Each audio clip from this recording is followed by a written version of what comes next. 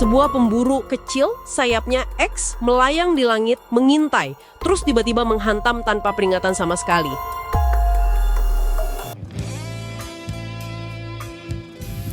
Biasakan menyimak berita dengan selalu ingat kepada Sang Pencipta agar bisa jernih dalam menyikapi informasi yang kita terima.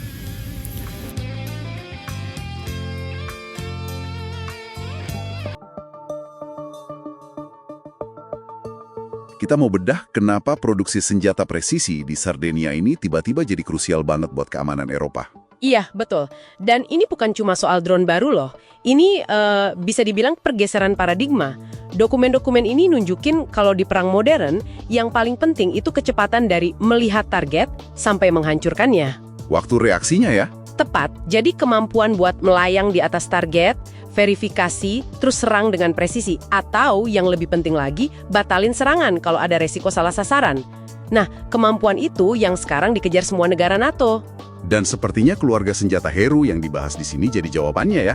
Apa sih yang bikin dia beda banget sama, katakanlah, artileri biasa gitu? Gini, artileri itu kan bodoh, dia cuma nembak ke koordinat. Drone pengintai cuma bisa ngeliat.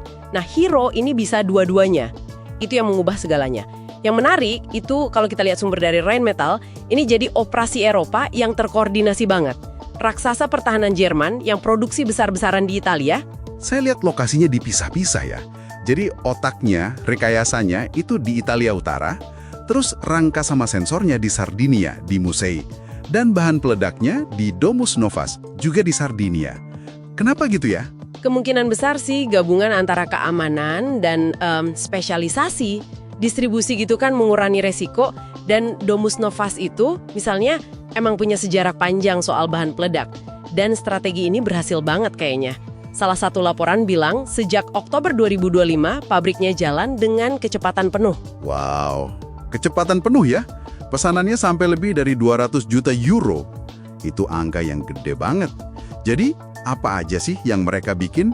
Di sini ada tipe Hero 30, 120, 400. Betul, itu kayak satu keluarga senjata, beda ukuran, beda misi.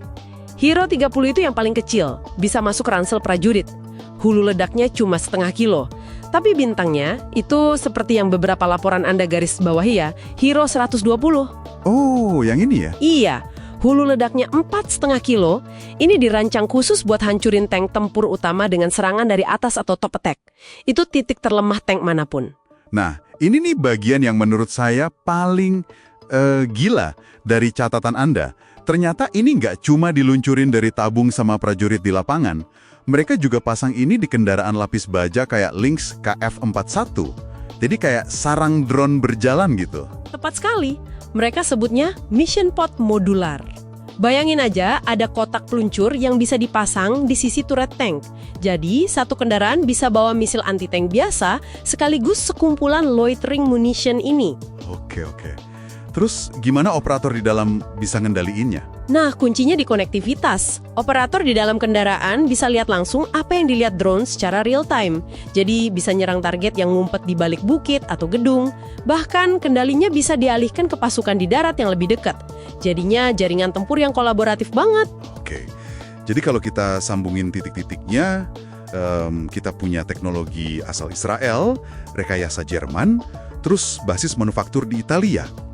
Ini kayaknya bukan sekedar bisnis senjata biasa kan? Ada agenda yang lebih besar. Betul sekali. Salah satu dokumen Anda menyebutnya secara terang-terangan, kedaulatan pertahanan Eropa. Intinya sih ini langkah strategis buat ngurangin ketergantungan sama amunisi presisi dari, katakanlah, Amerika Serikat. Eropa mau mandiri. Dan pasar global kayaknya merespon dengan sangat positif ya? Sangat positif.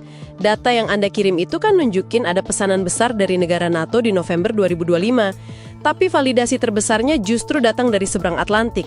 Angkatan Darat AS yang pasarnya susah banget ditembus, justru tanda tangan kontrak $982 juta buat Hero 120. Hampir $1 miliar.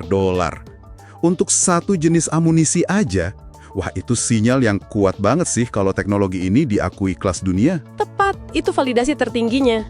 Oke, mari kita rangkum. Kita mulai dari pertanyaan soal pabrik di Italia. Dan sekarang gambaran besarnya jadi kelihatan. Fasilitas di Sardinia jadi pusat vital NATO, Keluarga senjata hero ini ngasih kemampuan super fleksibel dan semuanya ini bagian dari dorongan Eropa untuk mandiri secara pertahanan. Iya. Dan ini membawa kita ke satu pemikiran terakhir. Catatan Anda kan menyinggung evolusi berikutnya. Operasi swarm atau kawanan. Jadi bukan lagi satu drone nyerang satu target. Bayangin ratusan drone ini dilepas barengan, saling koordinasi pakai AI buat ngebanjirin pertahanan musuh. Nah, pertanyaannya kan jadi gini, apa yang terjadi ketika seorang komandan bisa melepas kawanan cerdas ini ke medan perang? Gimana hal itu bakal mengubah total cara kita menghitung resiko dan strategi perang?